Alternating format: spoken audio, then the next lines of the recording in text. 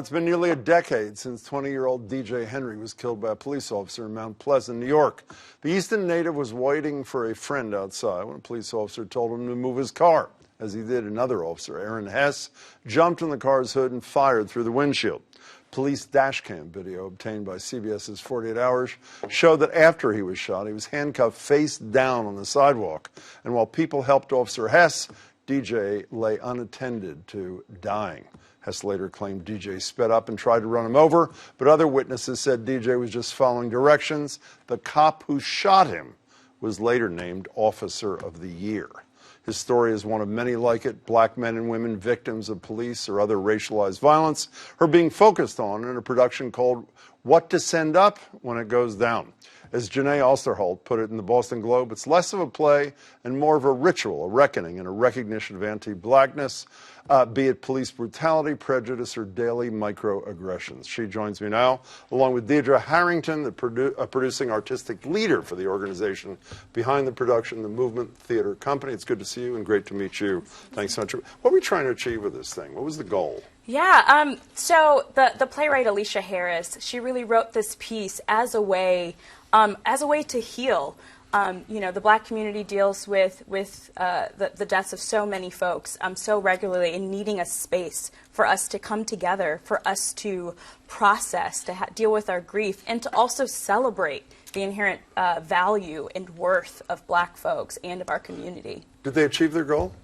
I think they more than achieved their goal. It's an experience like none other. The Black Clown came to ART last year, and it was also a very important moment in theater to me. And I didn't think anything could move me again that way, and this moved me in a way that I didn't even expect to see. I felt sad, I felt mad, but I also felt very seen and fortified by the experience. We have a little tiny clip which probably is not going to give you enough of a taste, but here it is. Black people. Yeah. Black people. Yeah. We're going to get in so much trouble for being gathered together like this, black people. Too bad. Too bad. This is my faith. This is the faith that I have. Huh? The people are coming because it is the day after or the day before it has... You know, one of the actresses in the play is quoted by Jeneé in a piece saying, it's by, about, and for black people, only black people. And then minutes later, I read a piece in the Washington Post by a white guy who said, they're going to tell you that, but they're wrong. It's for everybody. So who's right here? Yeah, the piece is first and foremost for black people. What that actress says next is that non-black folks are welcome to be here, but be respectful. It's that reminder that Alicia gives that our communities, black communities, are affected by racialized violence in a very specific way, and we're taking that space today.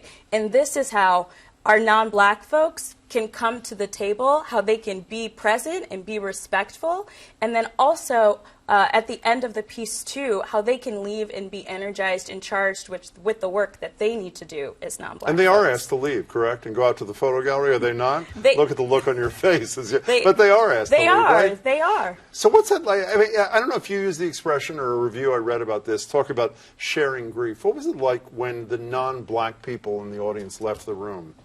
Well, what was that feeling like? I mean, in my piece, I say allies are welcome. But I think when they left the room, because I was there with a white friend of mine, and I think for me it was important because there's some things that we and only we experience, and we and only we as a collective can understand, truly understand and live. So to be together the way we were in that circle was so necessary and vital to me. And when I talked to her on our way home and she told me about their circle, I thought that was necessary and vital because that's work that needs to be done for them as well. Was she made to feel uncomfortable, or she or he? She didn't feel uncomfortable at all. She didn't feel when she was asked to leave. Was that the moment when you described that every single black person in the room, when asked, said they knew somebody who'd been discriminated against because of the color of their skin, and the follow-up question was every single black person in the room had been discriminated against? Everybody was in the room at that time. Everybody was at that point? Yeah, the entire audience was there when that happened, and I think it was intentional for the entire audience to be there and important for them to see look who goes through things and who doesn't. Like, see, that's why they say, after they ask you, they say look around, so you can see who's experiencing these things, who's witnessing these things, who's feeling these things.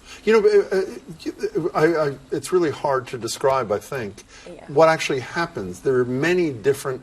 Tell us what a few of those experiences are. Yeah. So there are many different elements to the piece, right? You know, we start in this gallery, in this lobby installation of about 150 to 200 photos of black folks who had been killed by racialized violence. And then you're then taken into the theater space, and everybody's actually asked to be in a circle. Right, we all say our names, and then our actor Kambi, he gives a number of different prompts, like Jeneé, mentioned in the article. You know, have you been discriminated against? Asking specifically about experience of black folks, and then it does transition into a play. There is a play, and it's got. And it's fierce, and it's fast, and it's funny, and it's just like a punch of just, and it's absurd because the anti-black society that we live in right now is absurd. The fact that all these people have been killed doesn't make sense. So why should the structure of this piece make sense? Well, especially when we see it on video and the guy who did it gets off. Right. You know, I want to get back to what you did at the end, because DJ Henry's parents, two of the finest people I've ever met in my life, have been here quite regularly. You write in your piece that when you're asked at the end, everybody is to name someone who was the victim of racialized violence. You were thinking of naming Fred Hampton, obviously a Black Panther leader killed 50 years ago, I think, in Chicago. Instead, you said DJ Henry. You weren't here when DJ Henry was. Why was DJ Henry the name that crossed your lips? It's really interesting. DJ Henry, I was invited to a gala, and my friend just invited me. I didn't know what the gala was for. She just was like, hey, let's go to this gala. I think you'll like it. It ended up being the Dream Fund Gala, and where I then learned about DJ Henry. And before that, my only experience with DJ Henry had been, this is to the memory of Dan Roy Henry, the opening lyrics to Jay-Z and Kanye West's Murder to Excellence. So I did know about it, but I didn't live it or witness it the way I had so many other killings of unarmed black people. And I was really moved that night. I wasn't working. I was just there as a guest. And they said there that Rock Nation was going to be doing a PSA. So I was like, I'm going to reach out to them next week and write about this, maybe. I thought maybe. And I just couldn't stop thinking about him. So I reached out to them. We got a dialogue going, and then I watched the 48 Hours special. And then I go to this play, knowing what it was about, but not expecting to see DJ Henry. And I walk into the photo gallery, and there he is, smiling right at me, like right there. And I was just like, wow. It was just like I felt moved in my spirit by DJ Henry, like he's been with me. And I think that's what happened by the end of the play. He was just with me, and even though I wanted to lift Fred Hampton, and we're nearing the 50th anniversary of Fred Hampton's FBI-sanctioned murder, it's a DJ Henry who was in my spirit, and I needed to say his name, and I needed everyone to remember he was here. He's of Massachusetts. He's one of ours. We should all say his name. It's a pleasure to meet you. Congratulations on the production, and Jeneé, your piece was fabulous, as always. Thank you. You can get What to Send Up when it goes down at the X in the Loeb Drama Center in Cambridge through Sunday. For more information, head to AmericanRepertoryTheatre.org. And to learn more about DJ Henry and watch a terrific video about his life, visit DJDreamFund.org.